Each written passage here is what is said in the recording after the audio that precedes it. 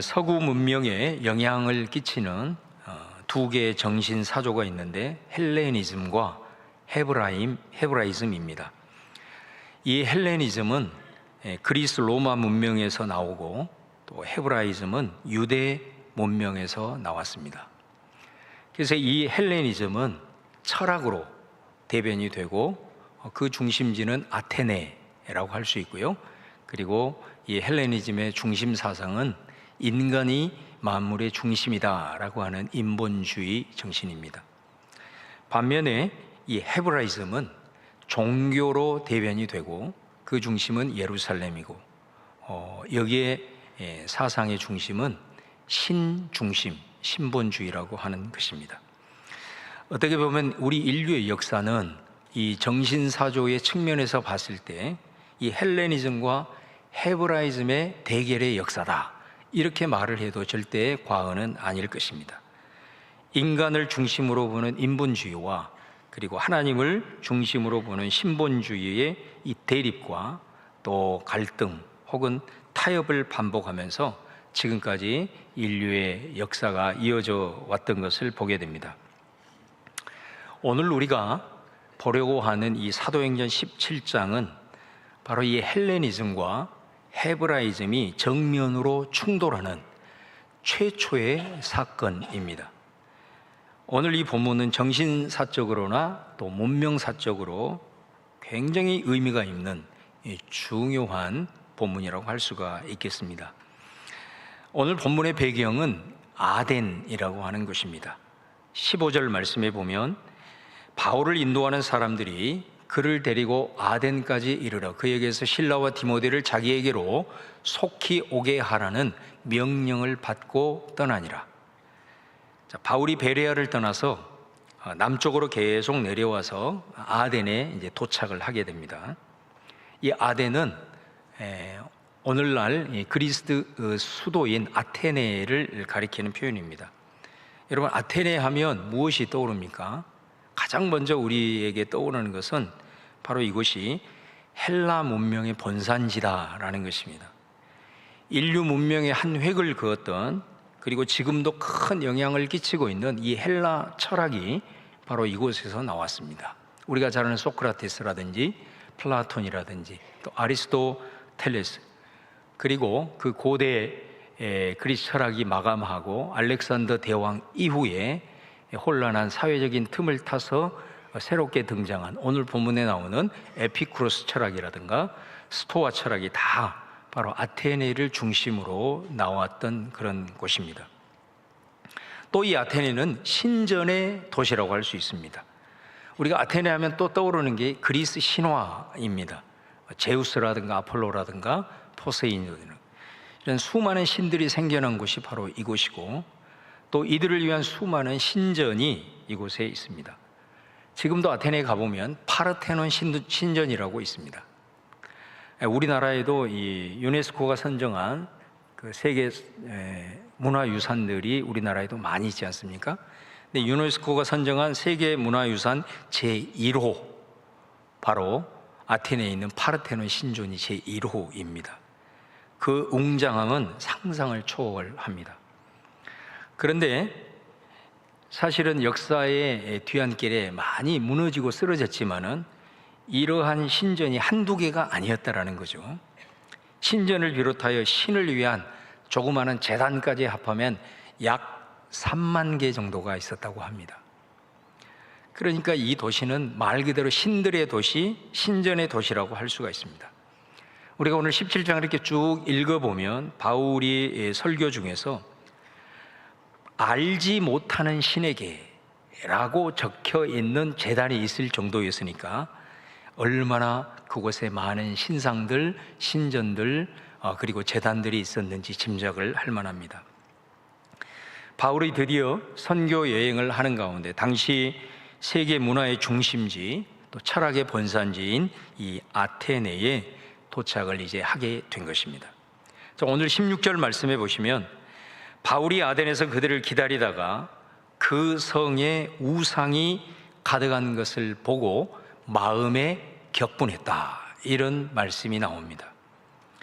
바울이 아덴에 도착해 보니 많은 신전과 제단들과 신상들이 있었는데 그 광경을 성을 두루 다니면서 보고 마음에 격한 분노가 일어났다라는 말씀입니다. 바울이 왜 그 아덴에 있는 수많은 신상들과 신전들을 보면서 마음에 견딜 수 없는 분노가 일어났을까요? 왜 바울은 이런 반응을 보이고 있을까요? 바로 이 바울의 반응, 그리고 바울이 이곳에서 행했던 그 사역들을 보면은 바로 우리는 기독교의 복음의 속성이 어떤 것인가라는 것을 발견하게 되는 것입니다. 여러분, 우리 기독교 복음은 단순한 교리 체계가 아닙니다. 복음은 오늘 우리 삶의 한복판에서 저와 여러분이 실존적으로 부딪히며 경험되는 하나님의 살아있는 말씀인 줄로 믿습니다. 따라서 이 복음의 속성을 우리가 안다라는 것은 우리가 세상 속에서 그리스도인으로서 어떻게 살아야 하는지 그 방향을 주는 일종의 나침반과 같습니다. 오늘 본문을 통해서 이 복음이 가지고 있는 속성들을 함께 상고하면서 저와 여러분이 은혜를 받기를 원합니다. 첫 번째 복음의 속성은 절대성입니다. 복음은 어떤 속성을 가지고 있느냐? 절대 상대성일 수가 없어요. 이건 절대성이라는 것입니다. 아덴에 도착하여 그 성을 둘러보고 마음의 격분이 일어났다 그랬어요. 그런데 바울이 그 신전들과 신상들을 보면서 오늘 본문은 뭐라고 표현하냐면 우상이라고 표현을 하고 있거든요. 왜 바울은 그리스도의 신전과 수많은 신상을 보고 바울은 그것을 우상으로 여겼을까? 그 격분한 마음, 바울은 어떻게 해결하냐면요, 17절에 가보면 회당에서는 유대인과 경건한 사람들과 또 장터에서는 날마다 만나는 사람들과 변론했다, 그렇게 말하고 있습니다.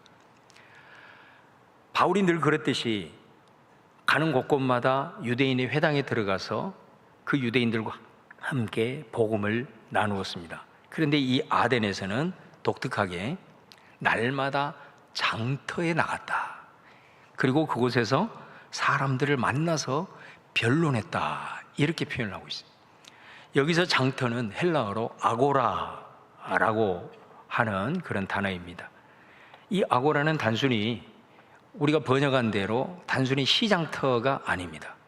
이곳은 일종의 그리스인들이 서로 삼삼오오 모여서 일상을 논하고 정치를 논하는 일종의 시민 토론의 장과 같은 그런 역할을 하는 곳이 아고라라는 곳이었습니다.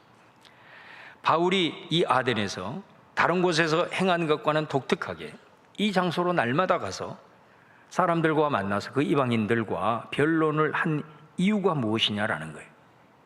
이게 16절에서 이미 보았듯이 그곳에 많은 신상들과 신전들을 보면서 우상으로 가득 찬 도시에 대한 거룩한 분노가 그에게 차올랐기 때문이다라는 것입니다. 여러분, 이 대목에서 우리는 이 관점의 차이가 얼마나 중요한가라는 것을 우리는 보게 됩니다. 사실 지금 아테네와 이 그리스는 이미 고대 유적지가 되었습니다. 이곳은 바울이 복음을 전파함으로 그 어마어마한 철학과 그리고 문명의 중심지였던 아테네는 결국은 복음화가 됩니다. 그리고 우리가 잘 아는 그리스 정교회라고 하는 교회가 세워져서 복음으로 정복이 된 그런 곳입니다. 오늘 이 바울의 여정이 과연 고대한 사건으로 끝나는가? 아닙니다. 바로 이것은 오늘 이 시대 속에서도 저와 여러분의 삶에서도 계속돼서 반복되어지는 것입니다.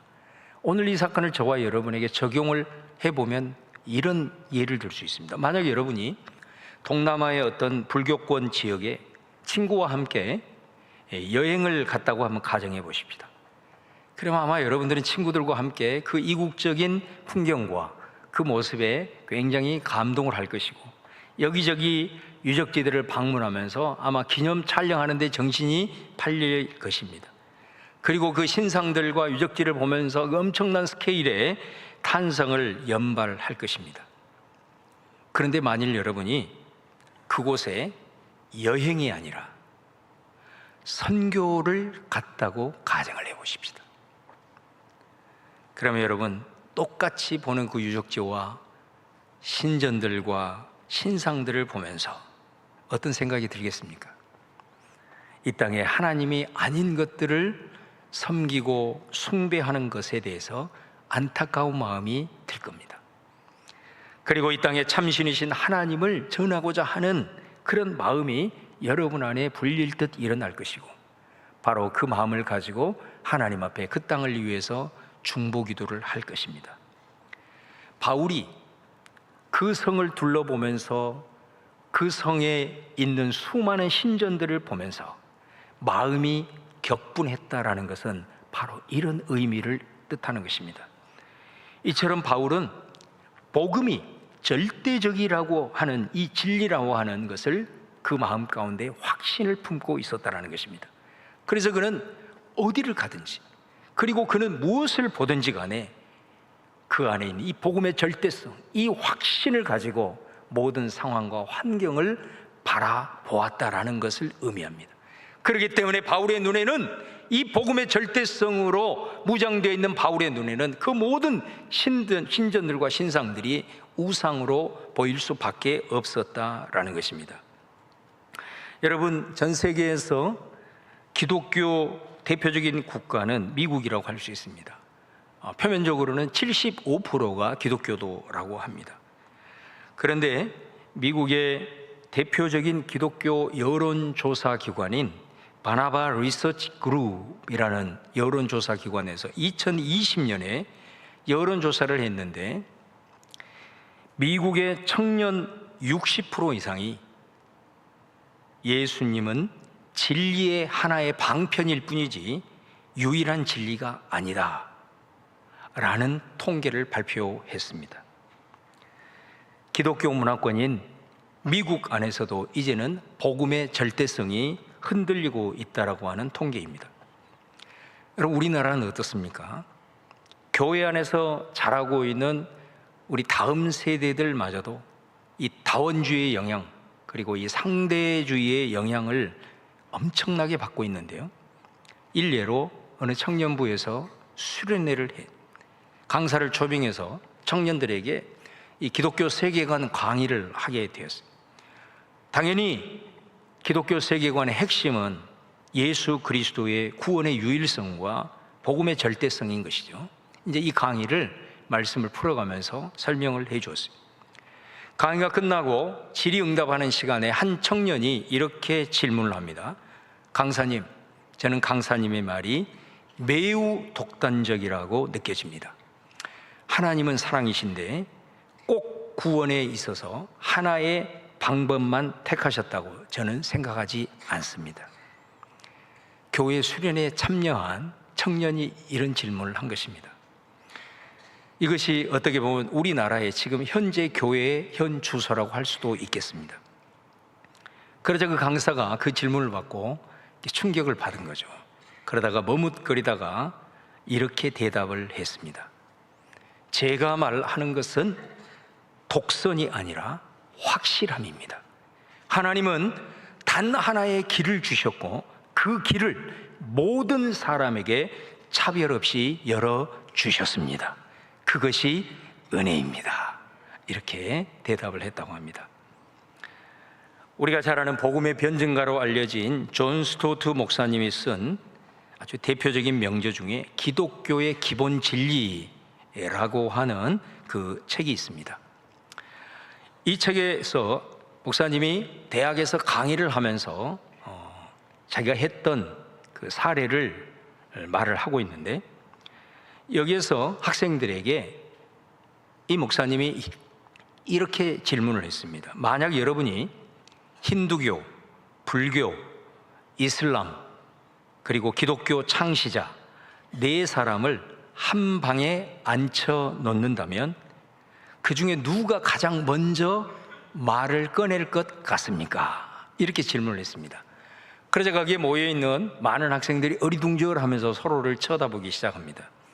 그때 이 목사님이 답변을 합니다. 정답은 예수 그리스도입니다. 왜냐하면 다른 종교의 창시자들은 진리를 설파하고 진리를 가르치지만 예수 그리스도는 내가 곧 진리다 라고 말씀하셨기 때문입니다. 여러분, 요한복음 14장 6절 말씀에 예수님께서 이르시되 내가 곧 길이요 진리요 생명이니 나로 말미암지 않고는 아버지께로 올 자가 없느니라. 여러분, 예수님은 진리를 우리에게 말하기 전에 예수님은 그분 자체가 진리라고 예수님 스스로가 선언을 하고 있다라는 것입니다. 사도행전 4장 12절 말씀에 다른 이로서는 구원을 받을 수 없나니 천하 사람 중에 구원을 받을 만한 다른 이름을 우리에게 주신 일이 없음이라 하였더라. 여러분, 아무리 시대가 다원화되고 상대주의로 흘러서 이 복음의 절대성을 주장하는 것을 배타적이라고 말하고 그렇게 비판을 받는다 해도, 그렇게 해서 만약에 복음의 절대성이 무너지면 기독교는 이제 하나의 종교로 전락하게 될 겁니다. 만약 그렇게 되면 우리는 구원과는 상관이 없게 되고 우리의 신앙생활은 그냥 종교 노름에 불과하게 될 것이다 라는 것입니다. 모든 그리스도인은 아테네와 같은 세상의 한복판에서 살아가고 있습니다. 그 현장이 그래서 곧 선교의 현장입니다. 그렇기 때문에 저와 여러분도 바울과 같은 선교사다 이 말이에요. 선교사는 어떤 사람이에요? 선교사는 복음의 절대성을 확신하는 사람인 줄로 믿습니다. 여러분, 이 확신 없이 우리가 그 복음을 다른 사람에게 전할 수 없기 때문입니다. 이 확신 가지고 복음의 안경을 쓰고 이 세상을 바라보는 우리 성도님들 되시기를 주의 이름으로 축원합니다. 그래야 오늘 이 바울이 그 신상들을 바라보면서 마음에 격분했다라고 하는 이 말씀이 저와 여러분의 말씀이 되고, 그리고 이 바울의 마음이 우리가 느껴질 수 있게 되는 것입니다. 여러분, 최근에 살아가면서 여러분의 삶의 현상에서 눈에 보이는 것이든 보이지 않는 것이든 우상으로 보이는 것, 우상으로 느껴지는 것들이 있었나요? 그것을 인식하면서 혹시 바울처럼 마음에 격분이 일어난 것을 경험해 보신 적이 있으십니까? 그리고 그 상황이 여러분들이 직면했다면 그 상황을 여러분 어떻게 대처를 하셨습니까?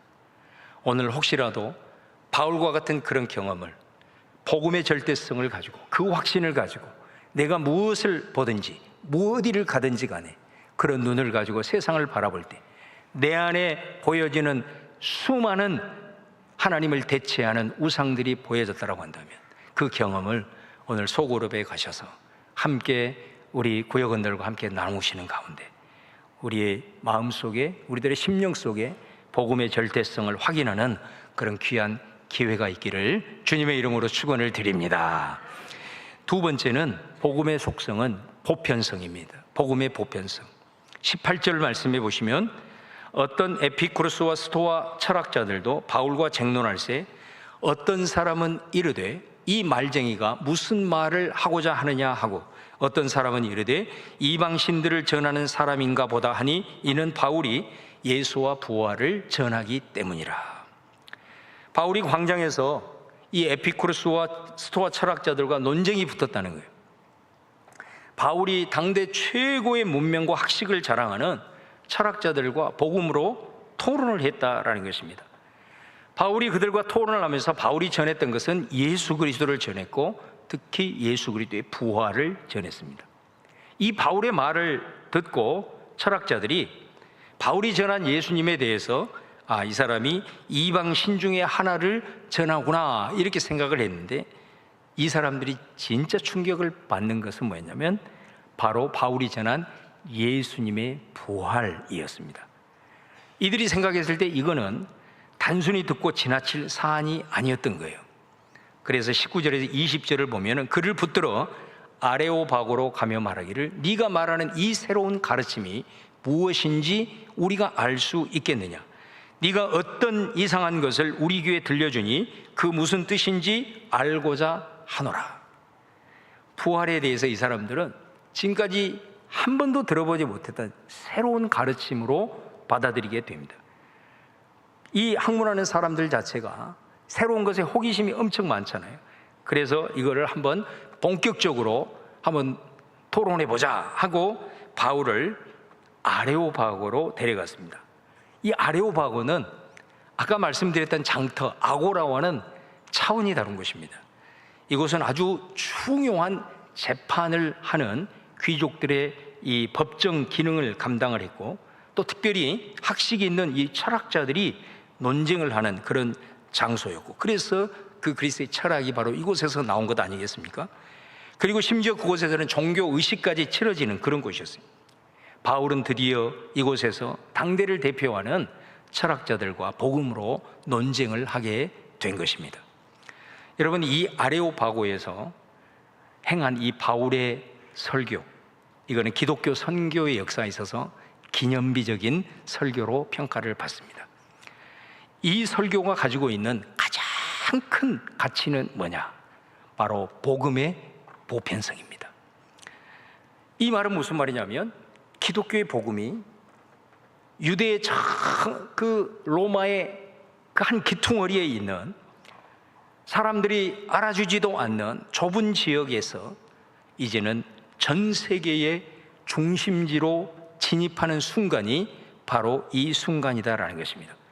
그리고 당시의 시대를 이끌어가는 많은 사상가들이 모여 있는 곳에서 이 복음의 메시지가 바울에 의해서 선포되어지고 그들과 함께 나누어지면서 이 기독교의 복음은 한 민족 그리고 한 문화권에 국한되지 않고 이제는 온 인류를 향한, 그리고 온 세상을 위한 보편적인 진리임을 선언하는 사건이 오늘 사건이라고 할 수가 있습니다. 다음 시간에 우리가 구체적으로 살펴보겠지만은, 바울은 이 설교에서 이 헬라의 문화와 사상을 기독교의 복음으로 진단을 해버립니다.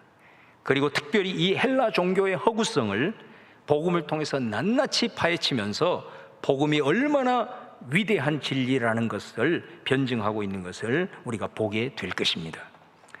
여러분, 크리스토퍼 라이트라고 하는 사람이 쓴 선교의 고전인 하나님의 선교라고 하는 책이 있는데요, 그 책에 보면은 하나의 사례를 말하고 있어요. 선교사들이 우리 잘 아는 인도 있지 않습니까? 인도의 특별히 그 북동부 지역에 복음을 전하러 갔는데, 인도는 여러분이 잘 아시는 대로 힌두 문화권 아니겠습니까? 그 힌두권에 있는 그게 섬기는 신들이 많게는 신이 1000만 개라고 합니다. 그런데 그런 다신교의 힌두 전통 속에서 놀랍게도 그곳의 사람들과 대화를 해보니까 그 사람들 속에 모든 죄를 용서하실 수 있는 신에 대한 갈망이 그들 안에 있음을 발견하게 됩니다.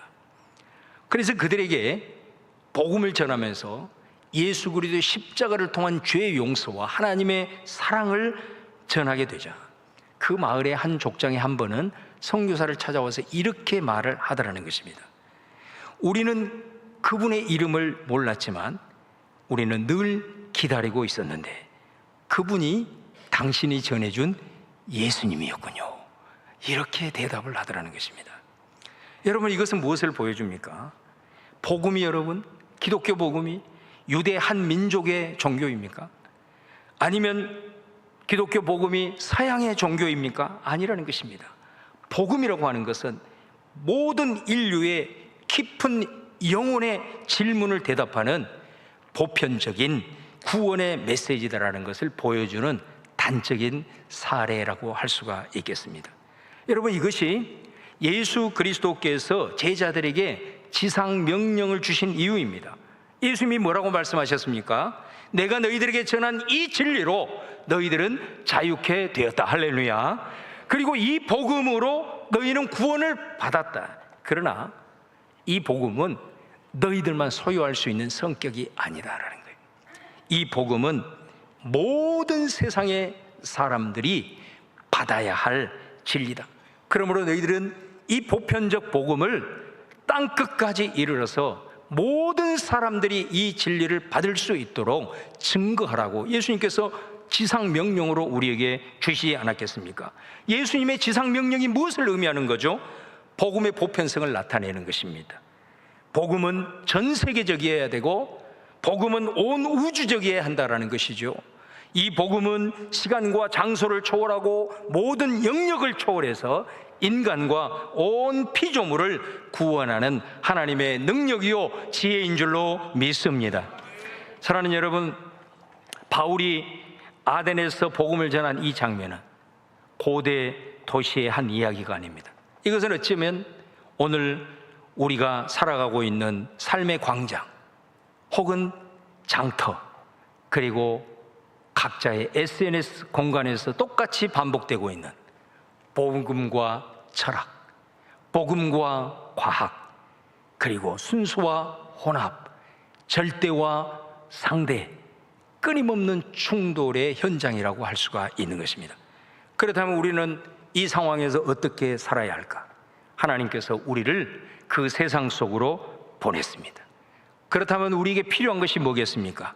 바로 바울처럼 복음의 절대성을 붙잡아야 하는 것입니다. 그리고 복음이 보편적이므로 끊임없이 이 복음을 확산시키고 복음을 전해야 되는 것입니다. 그러나 여러분 꼭 기억하셔야 됩니다. 복음은 철학과 사상을 이론적으로 이기는 논리가 아닙니다. 여러분, 많은 사상과 많은 종교도 나름대로 진리라고 주장하는 것들이 얼마나 많습니까?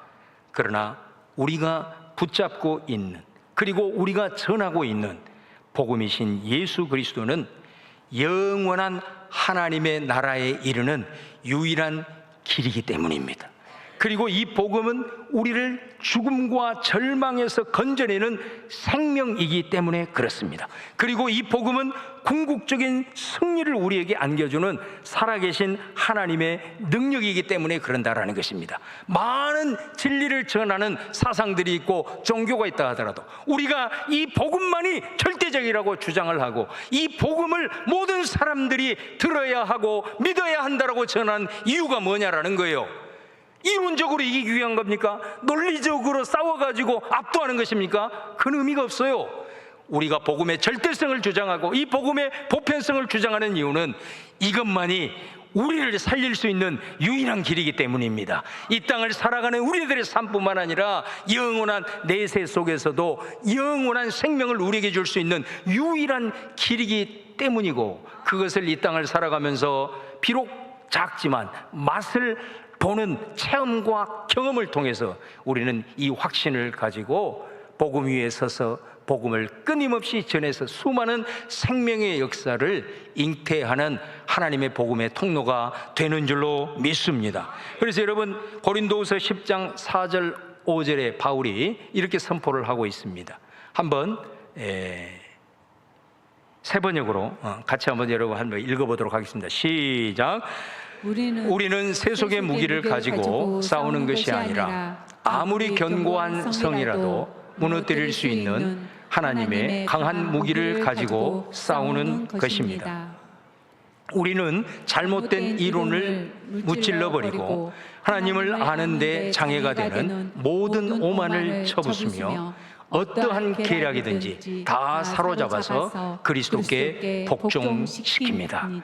이 바울의 복음의 절대성의 확신을 가지고 이 복음을 땅끝까지 이르러 전하고자 하는, 이 복음은 모든 사람들이 들어야 할 하나님의 생명임을 알고 이 놀라운 복음의 능력을 선포했던 바로 이 고린도후서 10장의 바울의 선포처럼 저와 여러분의 삶 속에서도 복음의 절대성과 복음의 보편성을 가지고 여러분의 고백으로 이 멋진 승리의 하나님의 능력을 선포하며 살아가는 저와 여러분이 될 수 있기를 주님의 이름으로 축원을 드립니다.